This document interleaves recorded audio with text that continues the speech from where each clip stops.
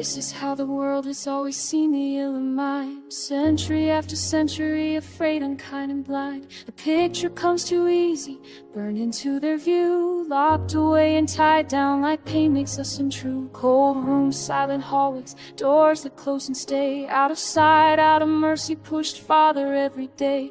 They call it keeping order, they call it being safe, but they forget the human face behind the fear and faith. They forget the breath is holy, the life that God once gave. They forget the Christ who touched the broken and the shamed. This is how the world sees us, danger, loss, despair, judging from a distance, too afraid to care. They live in fear and hatred, call it truth and skill, but love is what was missing, not the will to heal.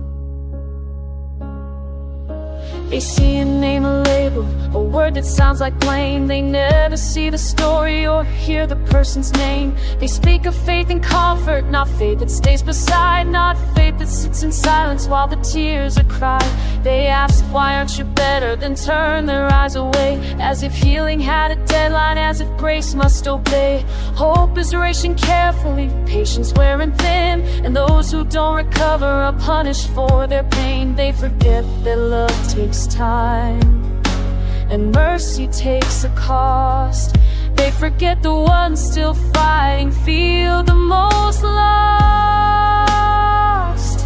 This is how the world sees us, burden, threat, disease, quick to cast a judgment, slower to believe. They speak of God as certainty, but never sit still. Love was what was missing, not the will to heal. Yet the strongest among us are silent and alone, carrying the crosses where no one ever goes, trapped inside the darkness, drowning in the noise, with no one left to hear them raise their broken voice. And they're in that isolation where hope feels torn apart. They reach for God and whisper from a shattered heart, not for comfort stories, not for quick repair, but because He's the only one who's willing to stay there.